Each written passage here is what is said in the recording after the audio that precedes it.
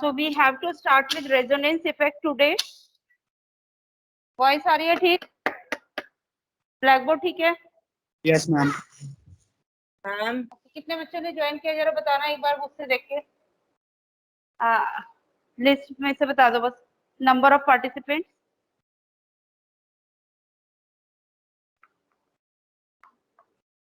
Ma'am online 19।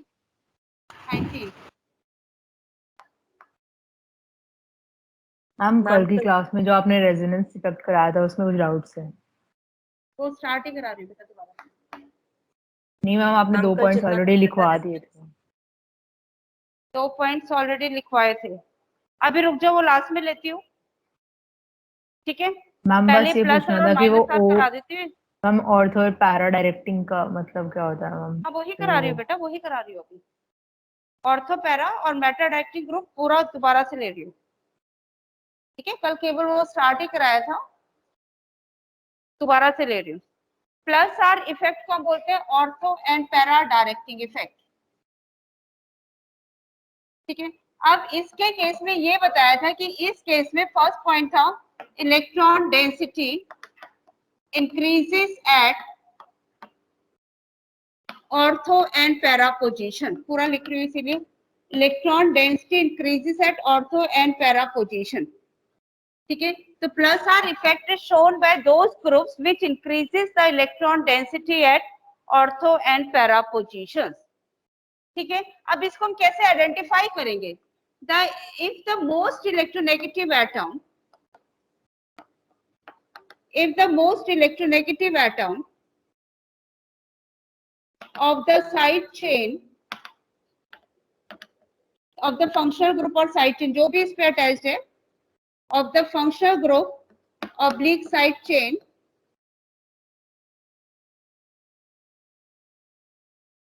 is directly attached to benzene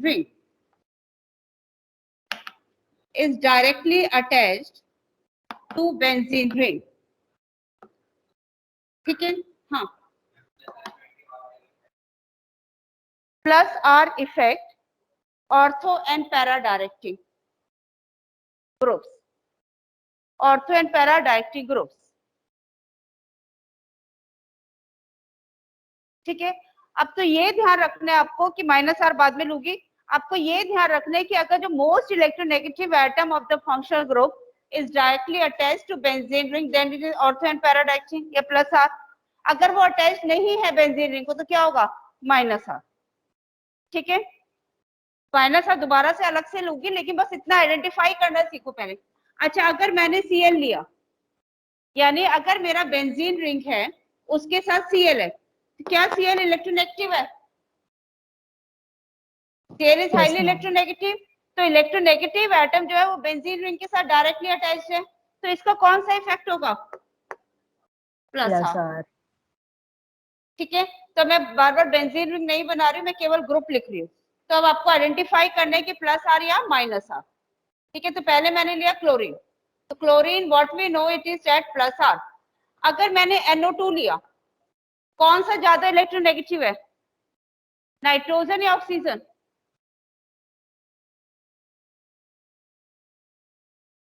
Most electronegative element of the periodic table is fluorine. Second is oxygen. Third is nitrogen. कौन सा ज्यादा electronegative है? Oxygen.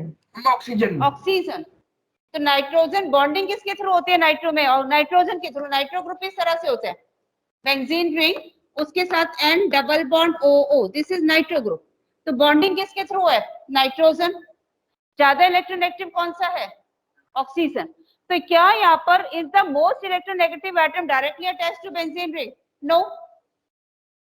ज्यादा electronegative क्या है? Oxygen, लेकिन attach क्या है? नाइट्रोजन। तो कौन सा इफेक्ट शो करेगा? Minus R. दो इफेक्ट होते हैं ना, या तो प्लस आर होते हैं माइनस आर होते हैं। प्लस आर के अंदर इलेक्ट्रोनेगेटिव एटम डायरेक्टली अटैच होना चाहिए, इस केस में नहीं है, तो ये प्लस आर तो शो नहीं करेगा, क्या शो करेगा? Minus R. अच्छा मैंने OH ले लिया, कौन सा एटम ज्यादा इलेक्ट्रोनेगेटिव है, ऑक्सीजन या हाइड्रोजन? ऑक्सीजन। तो बॉन्डिंग किसके थ्रू है? ऑक्सीजन के थ्रू है। कौन सा इफेक्ट होगा? Plus R। चलो अब बाकी स्टूडेंट्स खुद बताओ जो ऑनलाइन भी है, यहाँ का तो मैं देख लूँ कि COH कौन सा इफेक्ट शो करेगा?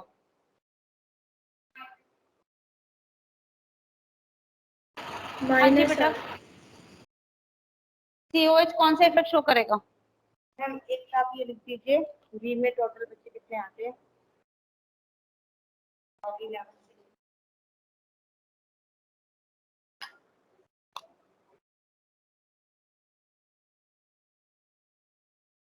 टोटल कितने आते हैं? 11 या 12 ही हैं।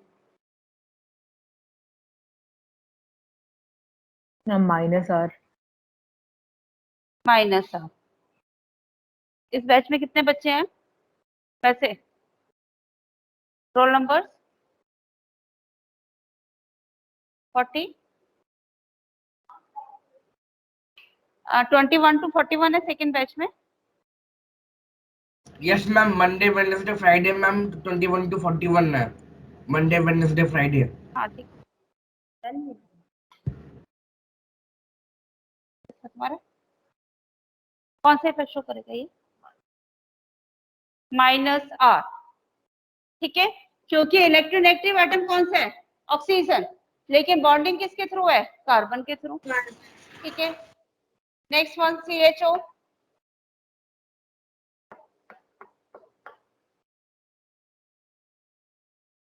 कोई नहीं बोलेगा।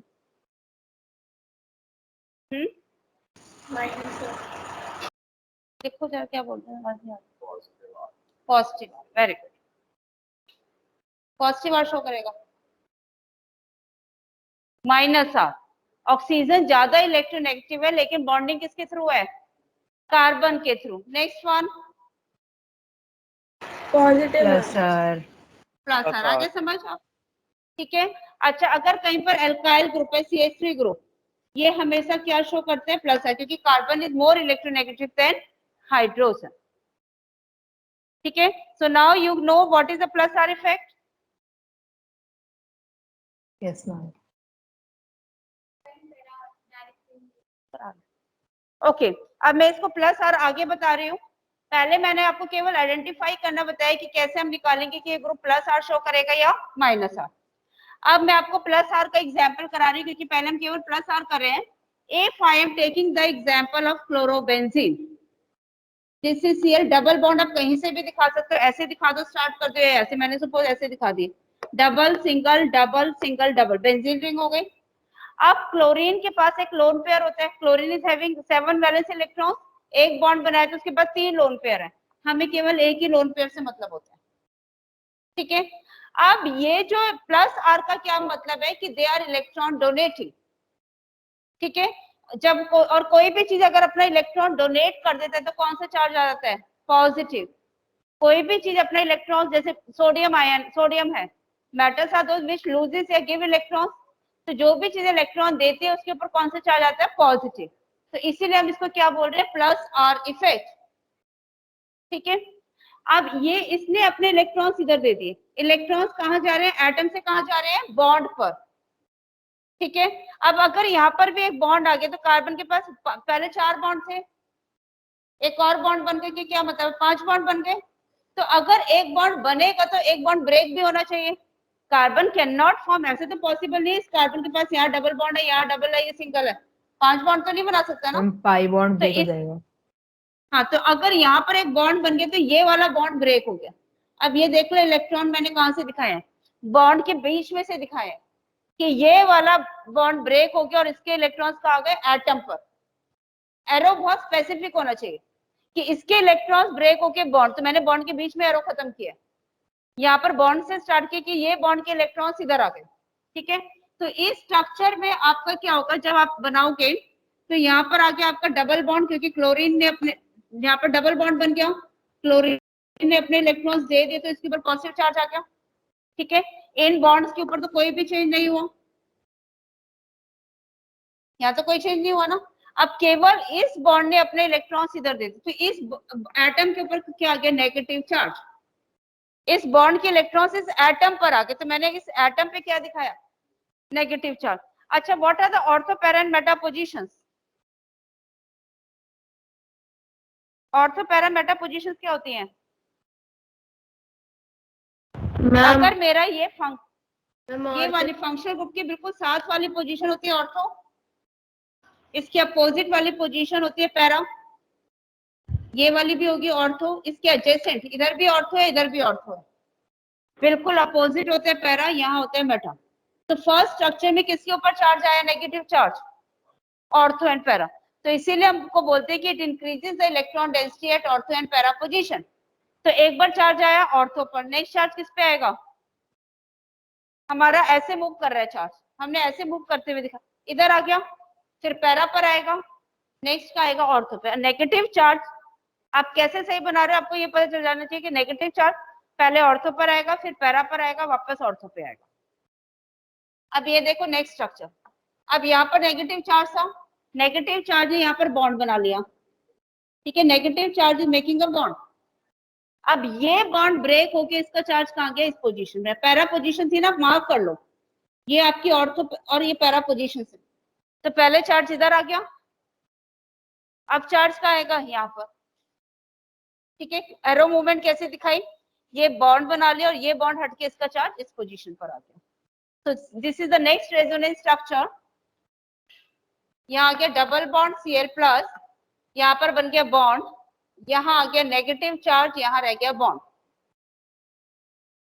अब नेक्स्ट रेजोनेंस स्ट्रक्चर में क्या होगा, दोबारा मूव करेंगे इलेक्ट्रॉन्स, हम ऐसे मूव करते हुए दिखा रहे, तो ये नेगेटिव चार्ज ने बॉन्ड बना दिया, ये बॉन्ड ब्रेक होके एटम पे आ गया, तो ये बन गया हमारा नेक्स्ट रेजोनेंस स्ट्रक्चर। यहाँ आ गया negative charge, double bond Cl+. So we can see that a negative charge is coming only at ortho and para positions. ठीक है, 5 रेजोनेंस स्ट्रक्चर्स होते हैं, 1 2 3 4, यहाँ पर ऑर्थो पर आ गया, नेक्स्ट स्ट्रक्चर पे वापस हो जाएगा, इसने क्या किया, यहाँ पर बॉन्ड बना लिया और ये बॉन्ड ब्रेक होके इधर आ गया, तो नेक्स्ट स्ट्रक्चर आपका ये बन गया हमारी। आप देखोगे कि बेंजीन के बॉन्ड्स की पोजीशन क्या हो गई है, चेंज हो गई है। यू कैन सी कि पहले बॉन्ड्स यहाँ पे डबल था, यहाँ सिंगल था, अब यहाँ डबल हो गया, यहाँ सिंगल हो गया, alternate positions of the double bonds. तो दीज अब 1 मार्क में आपको ड्रॉ करना भी आ सकता है वैसे तो, या कोई एक रेजोनेंस स्ट्रक्चर दे दिया कि ये करेक्ट है या नहीं है, question can be of any type. अगर मैंने एमसीक्यू में दे दिया कि क्या इसके कौन सा स्ट्रक्चर गलत है रेजोनेंस में, यहाँ पर मैंने नेगेटिव चार्ज दे दिया, तो क्या ये सही होगा, गलत होगा, गलत होगा, क्योंकि कभी भी क्लोरीन के अंदर ऑर्थो एंड पैरा पे नेगेटिव चार्ज आता है, मेटा पोजीशन पे नेगेटिव चार्ज नहीं आ सकता, ठीक है, Meta position can not have a negative charge. एक और एग्जांपल करो,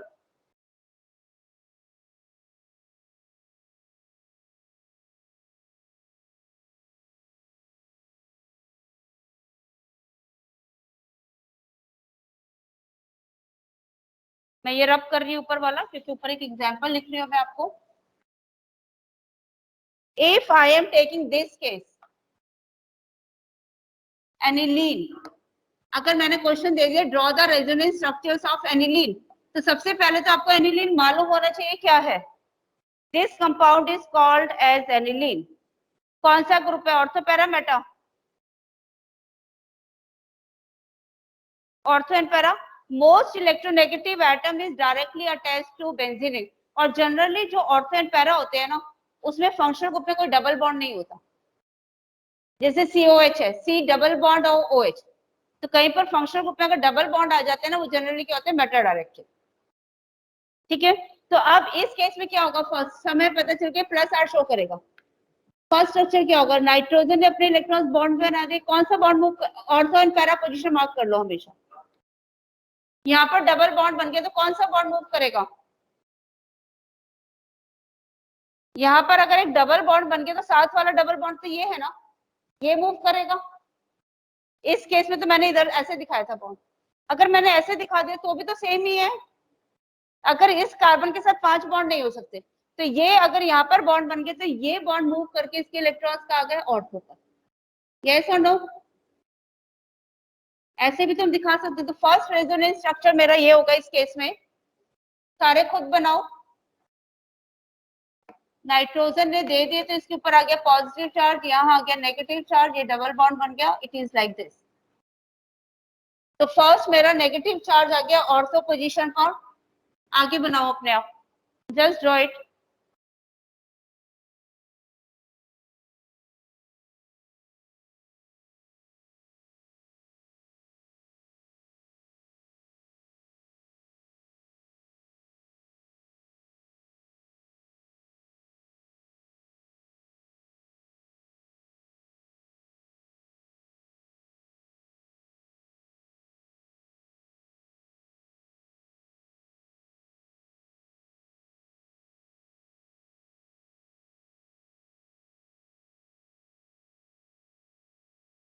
यहाँ पर आया, अब इस पे आना चाहिए। कैसे आएगा?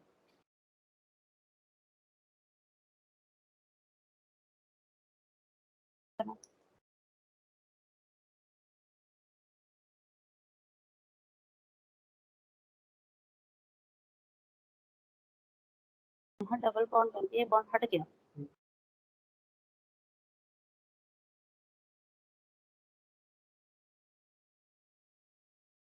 यहाँ नेगेटिव आ गया, ये बॉन्ड तो हट गया ना। अब बनाओ। हाँ जी, तुम लोगों से बन रहा है।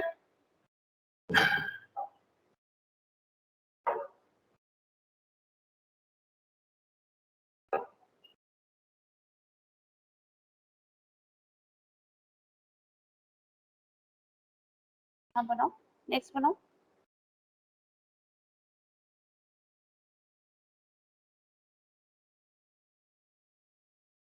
ऑनलाइन वालों में कितनों से बन गया? यहाँ लिखो ये। मैम बन गया। अब मैं बेटा तुम्हारा चेक तो कर नहीं सकती, अब मैं स्क्रीनशॉट भी नहीं मंगाऊंगी। यहाँ पे कोई चेंज नहीं आया ना? यहाँ डालो, डबल बॉन्ड लिखो। हाँ, यहाँ पर क्या आया? ये नेगेटिव चार्ज ने इधर बॉन्ड बना दिया। इधर क्या बॉन्ड कहाँ बना? बनाओ। इधर कहाँ बना? ये तो बॉन्ड पहले ही था, ये तो हट गया। कहाँ बना बॉन्ड? इस नेगेटिव चार्ज ने बॉन्ड बनाया, कहाँ बनाया? इधर बनाया ना। इधर। ये देखो ना, ये ऑर्थो पोजीशन है, यहाँ नेगेटिव चार्ज है, ये पहला है। तो अब नेगेटिव चार्ज से इस पोजीशन पर आ जा, और जहाँ पर भी चार्ज होता है ना उधर बॉन्ड नहीं होता। बॉन्ड कहाँ बना है? इधर। और ये बॉन्ड पहले से ही है। अब नेक्स्ट में क्या होगा? ये इधर आया, ये इधर आया। बनाओ। हो गया वानी?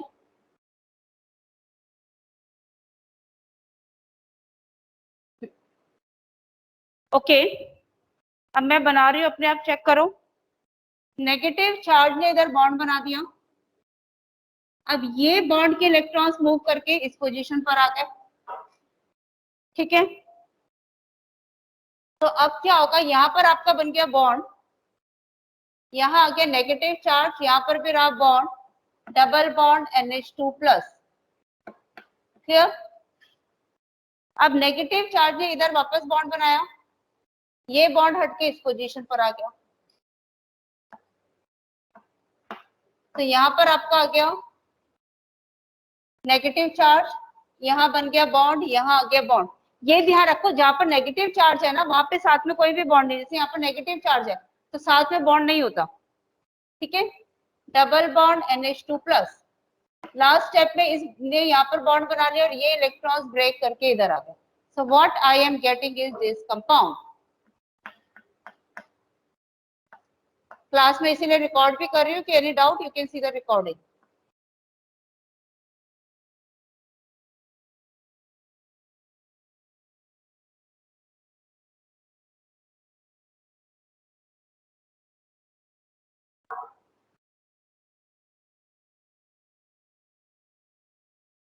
ओके, तो इसके साथ मैंने प्लस आर के 2 एग्जांपल्स ले लिए। घर पे एक एग्जांपल फिनॉल का कर लेना। घर पे मेरे को स्क्रीनशॉट भेज सकते हो, मैं देख लूंगी। ठीक है, फिनॉल का बना के भेज देना। ये होमवर्क है, जिसको डाउट है they can send me the screenshot, I will see that.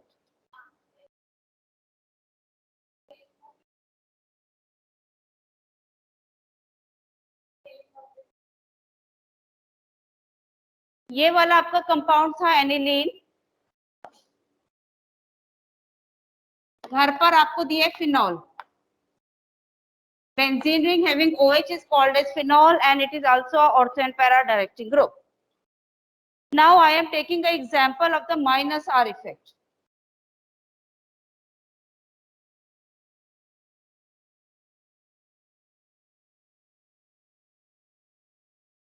Now in the case of minus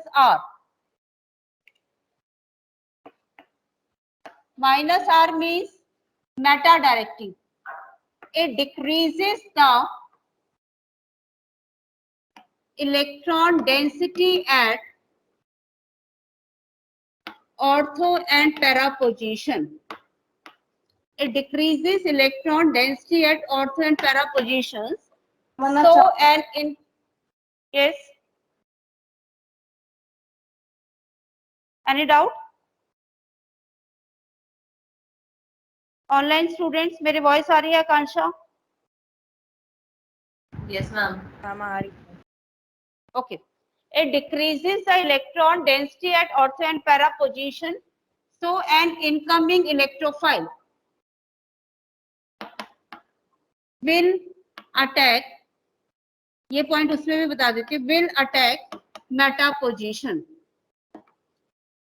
अगर मेरा सपोज मैंने ये लिया था ग्रुप क्लोरोबेंजीन, इसका क्या इफेक्ट था, plus R minus R? Plus R, ठीक है ना। इस केस में जब हमने रेजोनेंस स्ट्रक्चर्स किए थे तो व्हाट आई हैव सीन कि नेगेटिव चार्ज मेरा कौन सा पोजीशन पर आया था, ऑर्थो पोजीशन पर।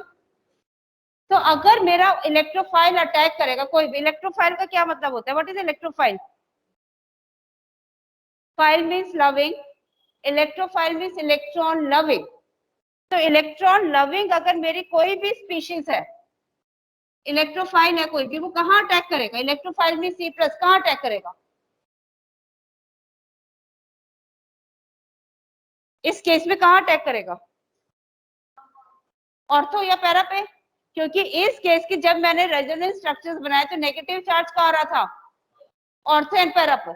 तो ऑर्थो एंड पैरा में लिख लो ये भी लाइन, जहाँ पे स्टार्टिंग में लिखवाया था ना, बिल्कुल ortho and para directing group में, ठीक है। It increases the electron density at ortho and para positions and an electrophile, plus R में लिख लो, an electrophile will attack these positions. जहाँ पे लिखवाया था ना, it increases the electron density at ortho and para position, so a electrophile will attack these positions. लेकिन इस केस में मैं आपको क्या बोल रही हूँ, अगर माइनस आर इफेक्ट है, माइनस आर का एग्जांपल आपको जैसे मैंने बताया था नाइट्रो ग्रुप या बेंजल्डिहाइड, अगर आपको ये वाला ग्रुप बताया था, अब ये कौन सा इफेक्ट शो कर रहा है, प्लस आर माइनस आर?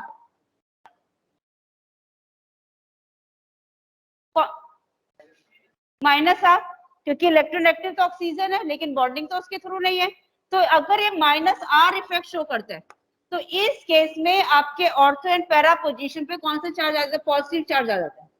अभी ये लिखने की जरूरत नहीं, केवल समझो, अभी ये ड्रॉ मत करो, पूरा करा रही हो अभी, ठीक है। तो यहाँ पर ऑर्थो एंड ये ऑर्थो एंड पैरा पोजीशन है, तो जब मैं इसके रेजोनेंस स्ट्रक्चर्स बनाऊंगी तो ऑर्थो एंड पैरा पे पॉजिटिव चार्ज आ गया, तो क्या इलेक्ट्रोफाइल इस पोजीशन पर आएगा? क्या पॉजिटिव चार्ज इन पे आएगा? नहीं आ पाएगा। क्यों? पॉजिटिव पॉजिटिव तो रिपेल करेगा। तो अगर एक इलेक्ट्रोफाइल अटैक करेगा तो कहाँ अटैक करेगा?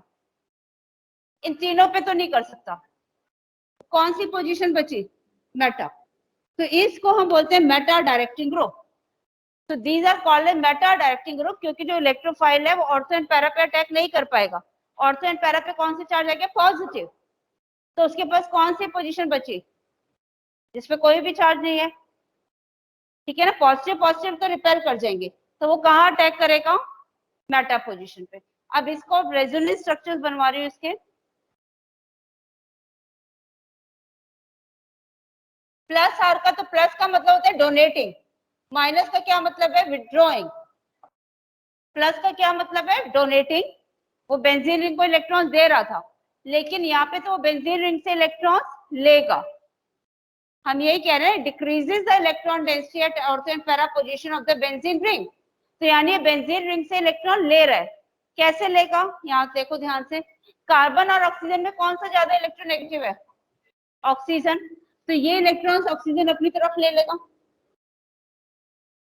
अब कार्बन के पास कितने बॉन्ड्स रह गए? पहले 4 थे, इसके इलेक्ट्रॉन्स इधर आ गए, कितने बॉन्ड रह गए? 3। कार्बन को 4 बॉन्ड चाहिए।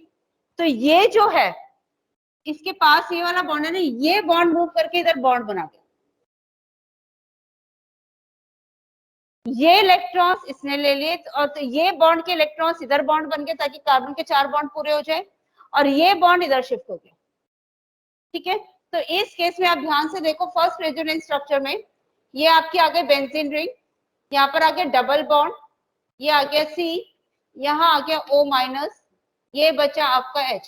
अब ये बॉन्ड मूव करके इधर आ गया, तो यहाँ तो इलेक्ट्रॉन्स कम हो गए ना, तो यहाँ कौन सा चार्ज आ जाएगा? पॉजिटिव। तो यहाँ पर आपको ये ध्यान रखना है कि ऑर्थो और पैरा पोजीशन पे कौन सा चार्ज आएगा? पॉजिटिव। ठीक है, तो इस पोजीशन पर आपका चार्ज आ गया पॉजिटिव। पॉजिटिव चार्ज का क्या मतलब है? इलेक्ट्रॉन्स कम है, तो और कहां से इलेक्ट्रॉन लेंगे? अब पास में कौन सा बॉन्ड है?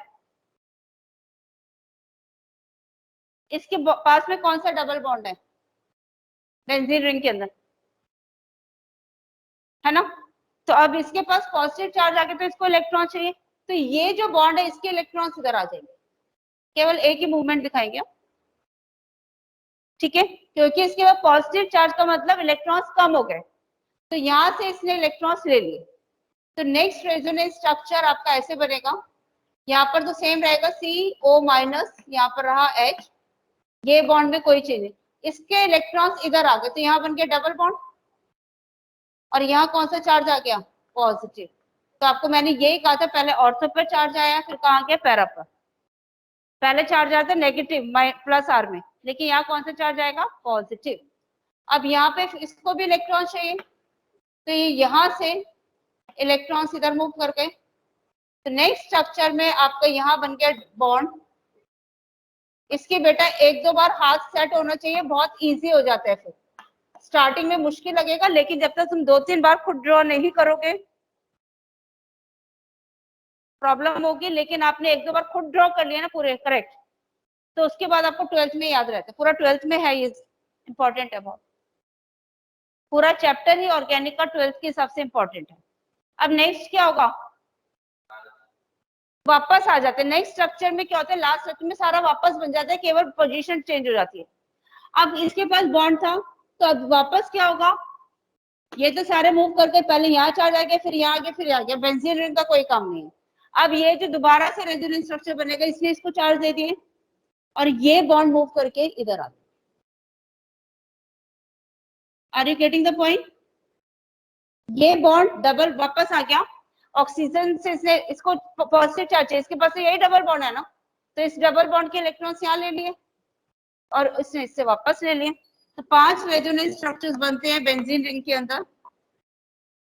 लास्ट वाले में तो सेम स्ट्रक्चर होता है, केवल position of double bond change हो जाती है। ये दोनों बिल्कुल सेम है, only the position of double bonds is changed. So this is the -R effect.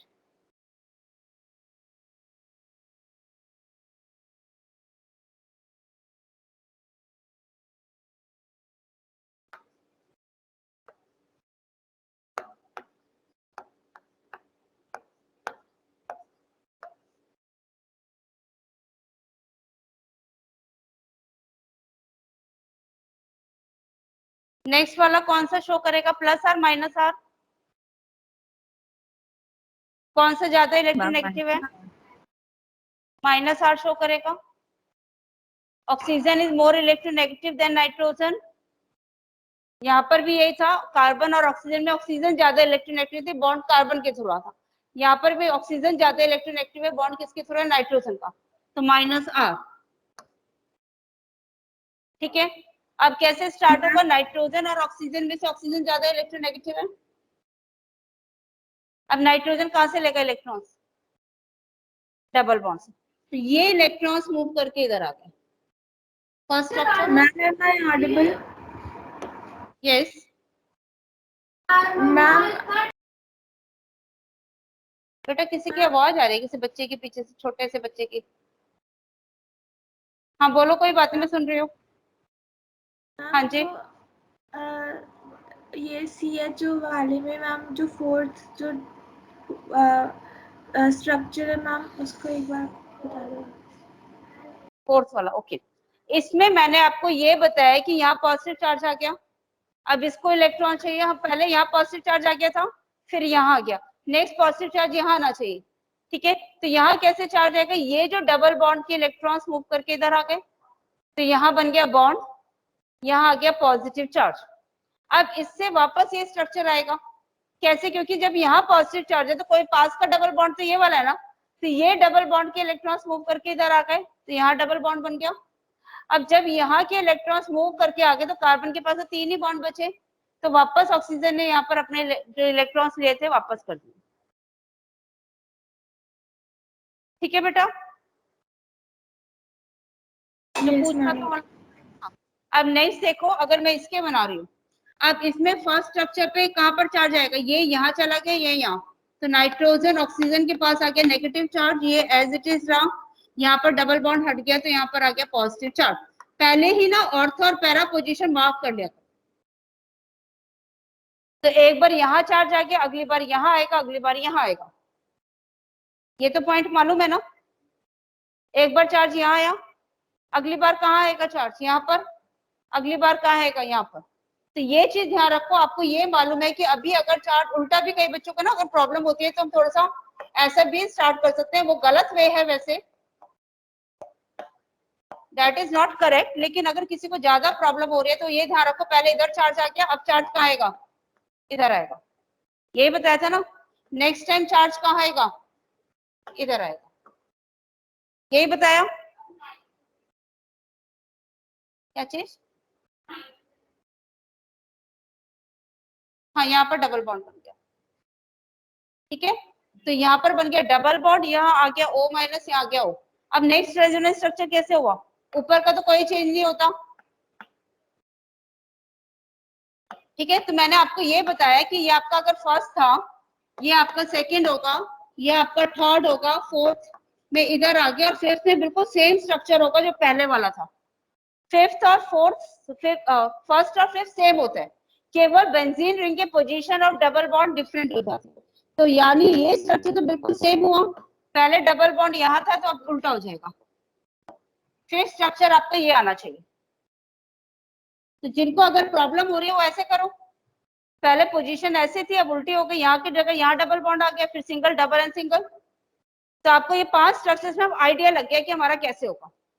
अब कैसे होगा, यहाँ पॉजिटिव चार्ज आ गया, अब नेक्स्ट में पॉजिटिव चार्ज ये आ रहे हैं, ये बॉन्ड मूव करके इसके electrons they are coming here, तो यहाँ बन गया डबल बॉन्ड, ये double bond as it is रहे, यहाँ पॉजिटिव चार्ज आ गया।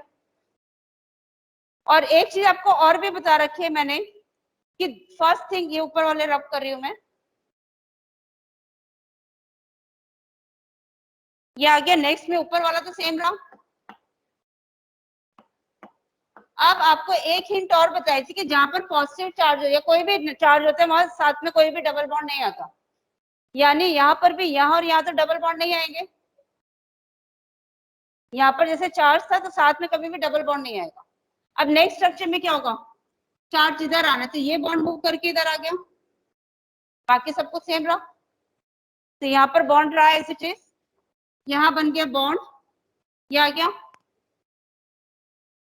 अब लास्ट स्ट्रक्चर में क्या होगा, ये ऑक्सीजन ने अपने इलेक्ट्रॉन्स वापस इसको दे दिए, ये बॉन्ड मूव करके इधर बन गया लास्ट स्ट्रक्चर, ठीक है।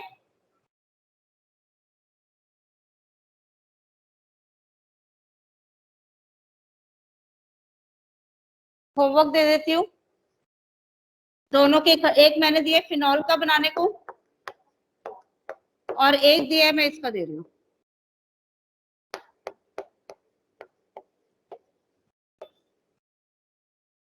इसका था प्लस आर, इसका था minus R. This is for homework. ये benzoic acid, this was benzaldehyde जो एग्जांपल लिया था, और ये है आपका बेंजोइक एसिड. अच्छा, रिवीजन कहाँ से स्टार्ट करनी है आपको? 4th चैप्टर से, ऑर्गेनिक से?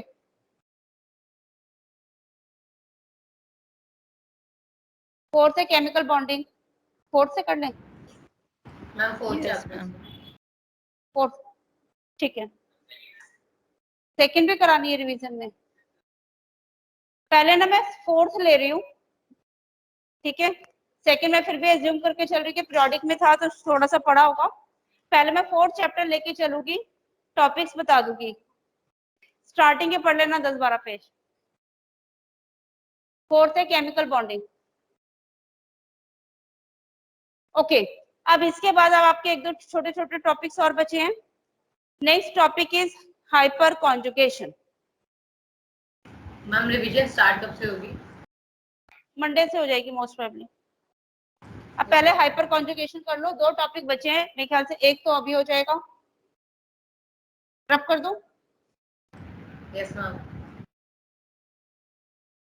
Write down the definition of hyper conjugation. इसमें बेटा ज्यादा ना कहानियां पढ़ने की जरूरत नहीं है. हाइपर कॉन्जुगेशन में इजी वे में करो, नहीं तो ना बच्चों को ये कर ही नहीं पाते. वो इजी वे बता रही हूँ बस मैं आपको. Hyper conjugation,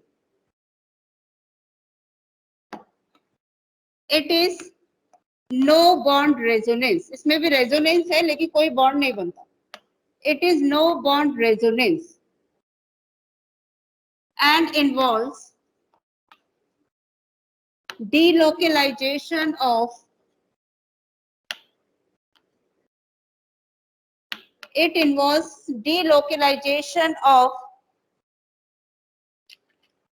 electron pair. Dictate कर दो.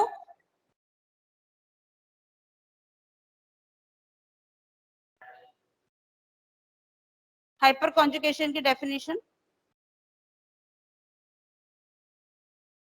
It involves delocalization of sigma electrons of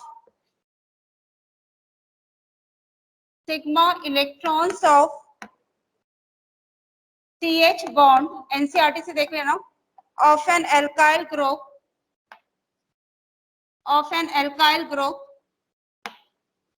directly attached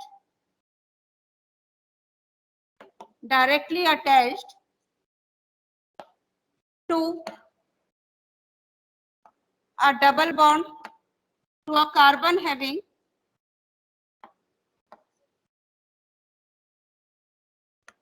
double bond या डबल और ट्रिपल बॉन्ड, और to an atom with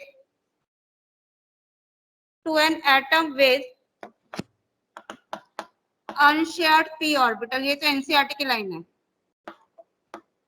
बड़ी अच्छी सी डेफिनेशन है, लंबी सी डेफिनेशन है. It involves delocalization of sigma electron of the CH bond of a alkyl group directly involved attached to a carbon having unsaturated system. NCERT में मैंने unsaturated की अगर simple बताया, डबल बॉन्ड होता है वैसे. अनसैचुरेटेड का डबल बॉन्ड और ट्रिपल बॉन्ड, और to an atom with unshared p orbital. अब मैं अगर अनशेयर्ड p ऑर्बिटल लिखूंगी ना, सबके दिमाग से गैप हो जाएगा क्या होता है. इसका मतलब होता है atom with unsaturated p orbital means carbon having a positive charge. बस अनसैचुरेटेड p और अनशेयर्ड p ऑर्बिटल का मतलब क्या होता है, जिसका एक p ऑर्बिटल खाली है, यानी उसने एक बॉन्ड नहीं बनाया. कोई चीज अगर बॉन्ड नहीं बनाएगी तो क्या आ जाएगा उसके बाद, पॉजिटिव चार्ज. ठीक है, तो ये इस पूरे का मतलब है to an atom with unshared p orbital means carbon having a positive charge. तो डेफिनेशन तो एज इट इज होनी चाहिए, लेकिन हमें उसको समझ आना चाहिए. यानी इसके अंदर क्या होता है, डीलोकलाइजेशन होता है. किसका होता है? एक एल्काइल ग्रुप का. एल्काइल ग्रुप किसके, ये है ना, it involves delocalization of carbon hydrogen bond of an alkyl group. यानी ये जो एल्काइल ग्रुप है, एल्काइल ग्रुप मैंने ले लिया CH3, ये हो गया मेरा एल्काइल ग्रुप, और ये किसके साथ अटैच होना चाहिए, या तो एक ऐसे कार्बन के साथ होना चाहिए जिसके साथ डबल बॉन्ड है, ये बताया ना, attach to a carbon having a double और ट्रिपल बॉन्ड, यानी अनसैचुरेटेड सिस्टम। डबल और ट्रिपल बॉन्ड को हम क्या बोलते हैं? अनसैचुरेटेड। अनसैचुरेटेड का होता है डबल और ट्रिपल बॉन्ड, यानी या तो ये इस तरह के कार्बन पे अटैच होना चाहिए या ये इस तरह के कार्बन पे अटैच होना चाहिए जिस कार्बन के पास क्या है? एक पॉजिटिव चार्ज। ठीक है, तो इस केस में जो आपकी रेजोनेंस होती है, डीलोकलाइजेशन होती है, that is called as hyperconjugation. ठीक, तो डेफिनेशन को समझ के याद करो कि CH3 ग्रुप पे किसके साथ अटैच होना चाहिए? A carbon having a positive charge और carbon having a unsaturated system is double और ट्रिपल बॉन्ड। अब ये डीलोकलाइजेशन कैसे होती है, अब मैं ये समझा रही हूँ आपको। किसका पीरियड है? इंग्लिश का? इंग्लिश मैम, अगला इंग्लिश हाँ है। तो कोई बात नहीं, अभी मैम को 5-10 मिनट में आराम करा दूंगी, आएंगे भी तो। ठीक है, ये डील ये खत्म कर लो। अब इसके अंदर, नहीं तो फिर दोबारा कहानी बतानी पड़ेगी। अब इसके अंदर कैसे रेजोनेंस हो रही है? जिसके पास पॉजिटिव चार्ज है, means it needs electrons. Electrons कैसे आएंगे? ये जो बॉन्ड है इसके इलेक्ट्रॉन्स इधर शिफ्ट हो सकते हैं। पॉजिटिव चार्ज का अंदर इसको इलेक्ट्रॉन चाहिए, इलेक्ट्रॉन्स कहाँ से लेगा? इस कार्बन से तो लेगा। या तो ये हाइड्रोजन के भी आ सकते हैं, इसके भी आ सकते हैं, इसके भी, तीनों के आ सकते हैं। इसके साथ पॉजिटिव चार्ज का ये कार्बन है, इस कार्बन के पास 3 हाइड्रोजन है, तो ये वाला भी इधर दे सकता था। ये भी सारे तीनों सेम ही तो है, ये वाला भी दे सकते हैं, ये वाला भी दे सकते हैं। तो इस केस में कितने हाइपर कॉन्जुगेटेड स्ट्रक्चर पॉसिबल हैं? 3। ये वाला भी दे सकते हैं। अगर इस वाले ने दिए तो क्या होगा? यहाँ पर पॉजिटिव चार्ज, यहाँ पर आगे डबल बॉन्ड, इस वाले ने दे दिए तो यहाँ बन गया डबल बॉन्ड। ये बॉन्ड तो हट गया ना, ये बॉन्ड हट गया, यहाँ पे बचा H और बाकी 2 बॉन्ड्स एज इट इज रहे। तभी तो मैंने कहा it is a no bond resonance. एक बॉन्ड हटेगी, यहाँ पे कोई बॉन्ड ही नहीं बचा। ठीक है, तो अगर इस हाइड्रोजन ने दे दिया तो ये आया, अगर ये वाला हाइड्रोजन देगा तो क्या होगा? अगर ये वाले हाइड्रोजन ने दे दिए, इसकी जगह इस वाले हाइड्रोजन ने दे दिए तो क्या होगा? यहाँ पर H हट गया, बॉन्ड हट गया, यहाँ पर आगे double bond C plus H here and H here. Is the point clear? So even this hydrogen can give its electrons. तो यहाँ पर आगे double bond, here there is no bond and everything will remain same. अच्छा, what about the positive charge on carbon? Will it remain or no?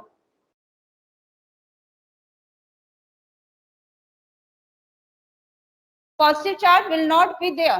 And what about H? H has given its electrons. Positive charge, where it will come? मैंने ध्यान नहीं दिया था। Positive charge, क्योंकि this hydrogen has given its electrons, तो it since it has lost its electron, तो hydrogen is getting a positive charge. यहाँ पर डबल बॉन्ड बन गया तो carbon is not getting a positive charge. This is second hyperconjugated structure. What about the third hyperconjugated structures? Even this hydrogen can give its electrons here. So if this hydrogen gives, so in the next structure, what we are getting is C, H plus here, H, H, double bond C. So how many hyperconjugated structures are possible? 3. ठीक है, and this case में हम C के साथ क्या होंगे? 2 H भी होंगे, obviously CH3 CH2 plus. Carbon के 4 बॉन्ड्स होते हैं, तो I am drawing this hydrogen here. ठीक है, so I have taken this particular example and this in this particular I have taken this example only. यही example लिया CH3 CH2 plus. So in this, how many hyperconjugated structures are possible? 3 hyperconjugated structures. 3 hyperconjugated structures are there. ठीक है, draw करना कुछ नहीं आएगा आपको, बस मालूम होना चाहिए। In this case there are 3 hyperconjugated structures. How? इसके पास 3 हाइड्रोजन है, ये हमारा जो फंक्शनल ग्रुप है, इसके साथ वाला कार्बन होता है अल्फा कार्बन। जिस भी ग्रुप के साथ कोई चार्ज होते हैं या फंक्शनल ग्रुप होते हैं, उसके adjacent carbon is called as alpha carbon. Now in this carbon how many hydrogens were there? 3 hydrogen were there. So how many hyperconjugated structures? 3. Yes, those who are attending online, is it clear? Yes, They ma'am. won't be Yes, asking ma'am. you to draw the hyperconjugated structures. You should be knowing what is hyperconjugation, that's all. Okay, अभी double bond का, अच्छा इस case में क्या होगा, इसको रुक जाओ चलो. Now if I am taking instead of this, if I am taking this case, what is this? This is a 1 degree carbocation. What is this? A 2 degree carbocation. How many alpha carbon atoms? This is a 2 degree carbocation. This is a carbon having a positive charge. Now ये इसके साथ जो attached होते हैं, that is alpha. Now this CH3 group is also attached to this. ये भी alpha है, and this is also alpha. Both of them are alpha. So how many total hydrogens are attached? 6. दोबारा देखो, ये positive charge था, साथ वाला carbon था alpha. So this was my alpha carbon atom. Now in this case there were 3 hydrogens, so there were 3 hyperconjugated structures. Now in this case this is again alpha carbon and this is also again alpha carbon. Both of them are attached to carbon having a positive charge. So how many total hydrogens? 6. So how many hyperconjugated structures are possible? 6. Okay? So no need to draw. This is what I am saying. You should simply understand the concept. क्योंकि इसके अगर जितना correct way में जाओगे easy है, complicated वे में जाओगे it will become very difficult, कि आपको समझ ही नहीं आएगा. समझना ज्यादा इंपॉर्टेंट है. ठीक है. So in this case 3 hyperconjugated structures are possible. Okay, now if I am taking this one, this 3 degree carbocation, if I am taking is a 3 degree carbocation. 3 degree means carbon having 3 alkyl groups. Now this is my 3 degree carbocation. How many alpha carbon atoms are there? 3. This is alpha carbon, this is alpha carbon, this is alpha carbon. So how many hyperconjugated structures? 9. There are 9 hydrogens. Okay. So in this case 9 hyperconjugated structures are possible. Okay. ठीक है. So if just note it down, फिर इसकी summary करा रही हूँ बस.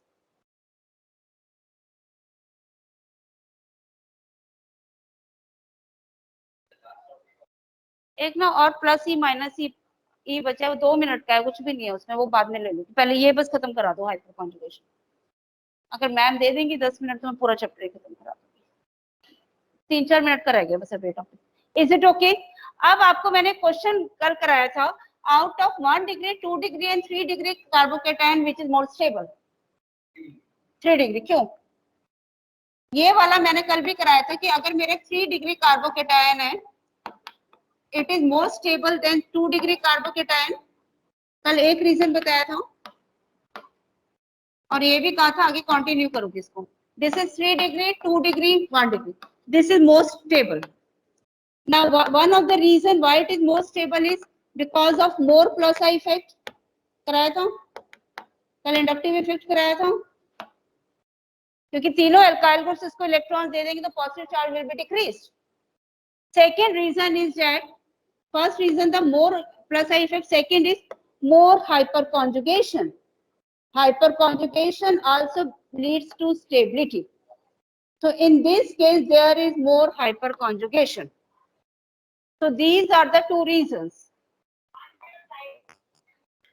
Is it okay? These are the 2 reasons. अच्छा, अब इसमें एक तो ये बताया था attached to a carbon having a double or triple bond. Second बताया था carbon having a unshared p orbital. 2 cases बताया था ना hyperconjugation में. Delocalization of a sigma bond of a CH bond attached to a carbon having a unshared p orbital or a carbon having a double or triple bond. तो ये वाला case ले रहे हैं. इट मीन्स अगर ये मेरा कार्बन है जिसके साथ डबल बॉन्ड अटैच्ड है, यहाँ पर आपका एक CH3 ग्रुप अटैच्ड है. This is my second case. Okay Aakriti ma'am, can I continue for 5-10 minutes? 5 minutes. These students,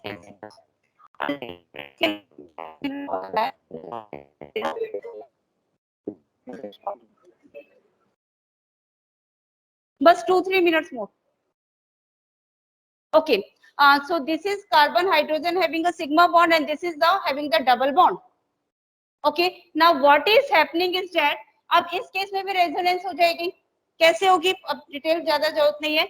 ये इलेक्ट्रॉन इधर बॉन्ड देगा, ये बॉन्ड मूव कर गया, ये भी तो रेजोनेंस ही है, तो ये बॉन्ड हट जाएगा. इस केस में कितने हाइपर कॉन्जुगेटेड पॉसिबल हैं? 3. बिल्कुल सेम है. यहाँ पर बस पॉजिटिव चार्ज है, यहाँ पर क्या है? साथ में डबल बॉन्ड है, तो यहाँ पर ये वाला हाइड्रोजन भी देगा. तो क्या होगा? फर्स्ट हाइपर कॉन्जुगेटेड में क्या होगा? ये इससे दे दे तो C, यहाँ आ गया H, यहाँ आ गया डबल बॉन्ड C, यहाँ पर आ गया CH2 था सपोज, यहाँ आ गया double bond C, single bond CH2, इसके ऊपर आ गया माइनस, H ने दे दिया, इसके ऊपर आ गया plus. Are you getting the point? How it is there? This bond is moving here, यहाँ आ गया डबल बॉन्ड, ये सिंगल बॉन्ड मूव करके इधर आ गया. इस कार्बन को तो इलेक्ट्रॉन्स मिल गए, यहाँ पर नेगेटिव और हाइड्रोजन के ऊपर positive. So in this case again 3 hyperconjugated structures are possible. Just write down 3 hyperconjugated structures are possible in this particular case. 3 hyperconjugated structures are possible in this particular case.